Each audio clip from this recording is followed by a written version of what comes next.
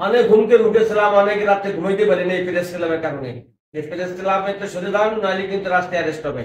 আমার মাইন্ড করবো না আমার কথা। যদি কি মনে করেন তো আমি এখানে থাকবো, ওই জায়গায় থাকবো, দুই জায়গায় থাকা যাবি না, থাকলে এই জায়গায় থাকতে হবে।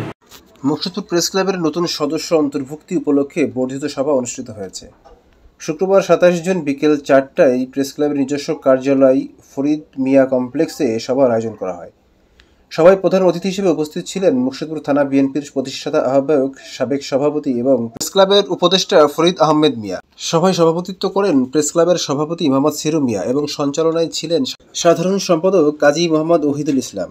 সভায় বক্তব্য রাখেন সাংগঠনিক সম্পাদক হাফিজুর রহমান, দৈনিক সরেজমিন পত্রিকার উপজেলা প্রতিনিধি কবির হোসেন, দৈনিক কালের সমাজের প্রতিনিধি মোহাম্মদ কাইয়ুম শরীফ, দপ্তর সম্পাদক দেলার হোসেন, প্রচার সম্পাদক হুসাইন আহমেদ কবির, তথ্য প্রযুক্তি বিষয়ক সম্পাদক শামছুল আরেফিন, এছাড়া সদস্য আবু বকর সিদ্দিক, পরেশ বিশ্বাস ও মেহবুব হোসেন অন্ত।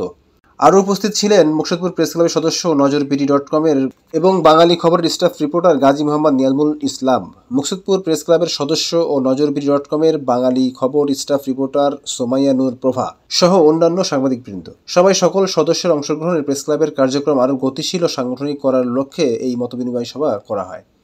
প্রধান অতিথি ফরিদ আহমেদ মিয়া সাংবাদিকদের উদ্দেশ্যে বলেন, মুর্শিদপুর প্রেস ক্লাব শুধু একটি সাংবাদিক সংগঠন নয়, এটি এলাকায় গণতন্ত্র, মানবাধিকার ও সত্য প্রকাশের প্রতীক হয়ে উঠতে পারে। সকল সাংবাদিকের ঐক্য, পেশাদারিত্ব ও দায়িত্বশীলতা বজায় রেখে সমাজে ইতিবাচক পরিবর্তন আনার জন্য সকলকে কাজ করতে হবে। তিনি আরও বলেন, সাংবাদিকরা জাতির বিবেক, তাদের কাজ অন্যায়ের প্রতিবাদ ও সত্যের পক্ষে কথা বলা।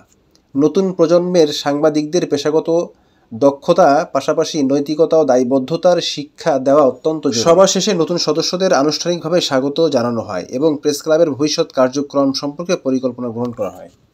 ১৯৭৪ সাল তখন ৪টি কাগজ তৈরি ছিল সরকারের, না বললেই পারিনি। সাংবাদিকের কঠিন জিনিস, কত ত্যাগ, তারপরেও সে সরকারের সমর্থন গেছে। রাজনীতির প্রেক্ষাপটে সেই সময় তিনি আমাদেরকে পাশে দাঁড়িয়ে, আমাদের অভিভাবক দাঁড়িয়ে যে আমাদের সাহস জুগিয়েছে, তার সাহসে আজকে আমরা এই অবস্থানে আজকে আসতে পারছি।